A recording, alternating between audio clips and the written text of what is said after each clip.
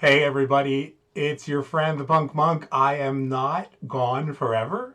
It has been a minute since I've been here, and so I just wanted to take a couple minutes to share with you some stuff that's been going on because we've got a lot more content coming to the Italian Witchcraft and Folk-Magick channel for the Strega Mystica channel here on YouTube and on Facebook and other social media platforms coming in the spring of 2022. So I just wanted to kind of share with you a little bit about what's going on. The first thing that's going on, as many of you know, is the new edition of my book, Magic at the Crossroads, Italian Folk Magic and the Old Religion, has just come out. I'm really excited because this represents getting back my publishing rights on my book, which means I was able to expand that volume with more than 100 pages of content and context and really important material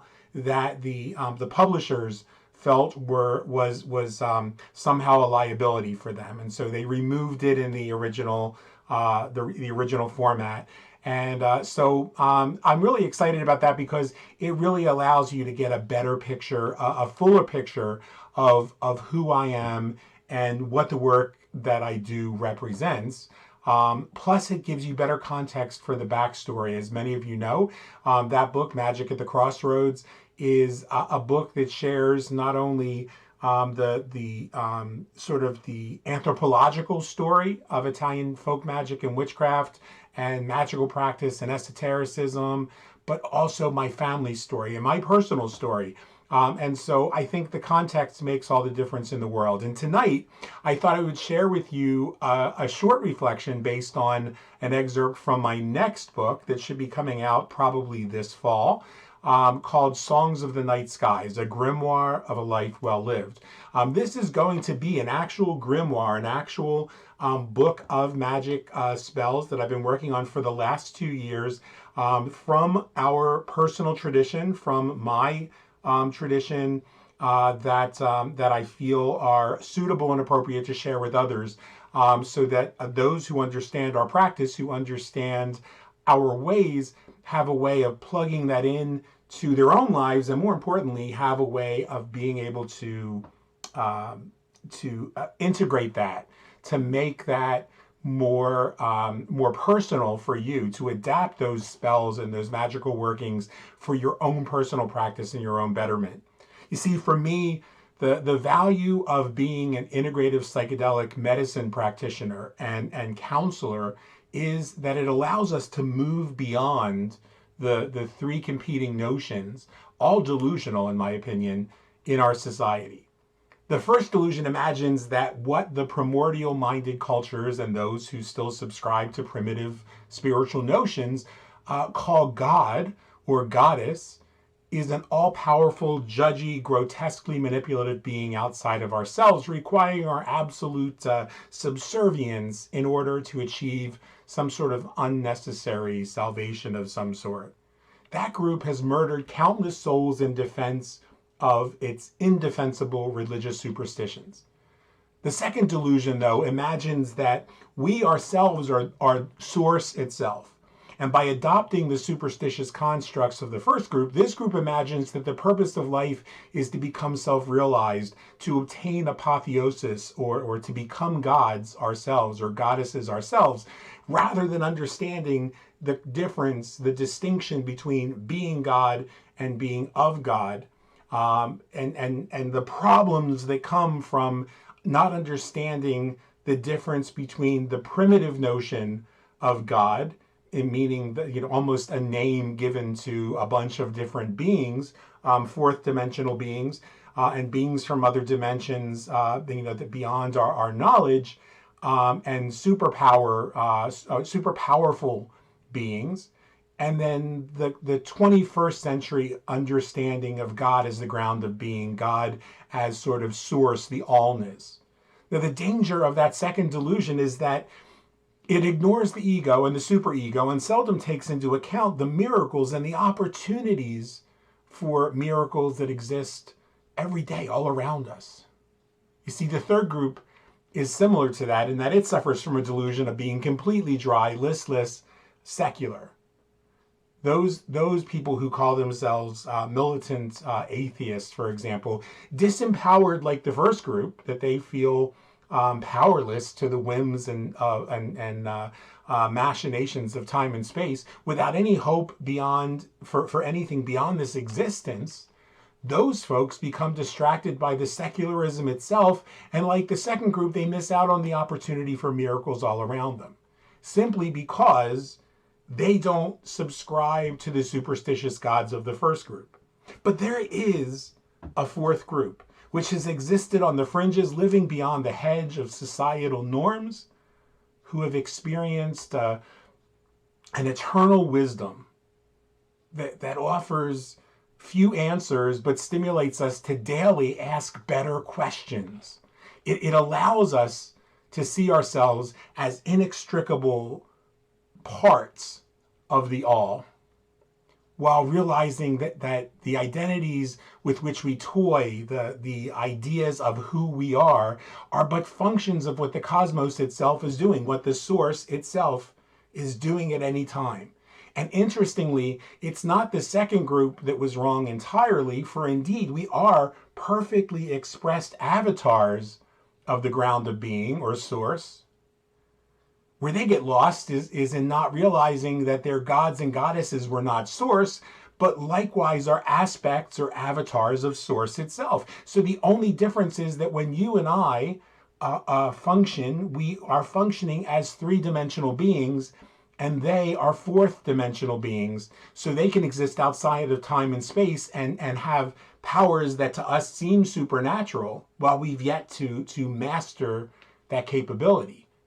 But one day we'll realize that we, like them, are all of source, of God, of the divine.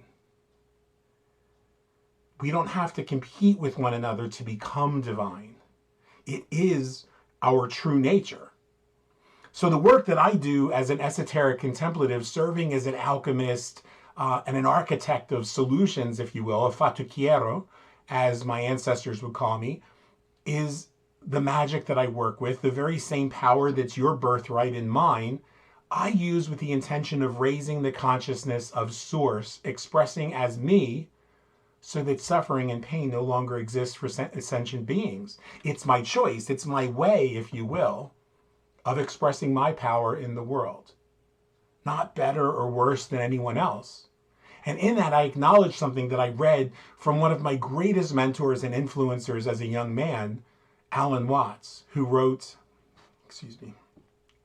through our eyes, the universe is perceiving itself. Through our ears, the universe is listening to its harmonies. We are the witnesses through which the universe becomes conscious of its glory, of its magnificence. And upon reading those words as a young man, I understood why my ancestors did the esoteric and mystical work that we've done for centuries. It was the moment I chose to pick up that mantle myself. And for that reason, I'm excited about this next chapter, having taken back the publishing rights to the works that I put so much time and effort into, so that I can actually express without apology how my spiritual tradition works, how the spiritual tradition of the Afro-Siciliano, or the African-based Sicilian and Italian folk magical practices evolved and were passed down to me. Now, I also want to say that this isn't the only way that Afro-Sicilian and Italian folk magic is practiced. This happens to be my way. This happens to be my family's way. But my hope is that by doing these broadcasts, it'll do two things. One, it'll encourage you to find your way, whatever that looks like. The other thing is that I hope it will encourage some of you who want to explore more deeply and who long for a sense of community, a sense of connection with one another.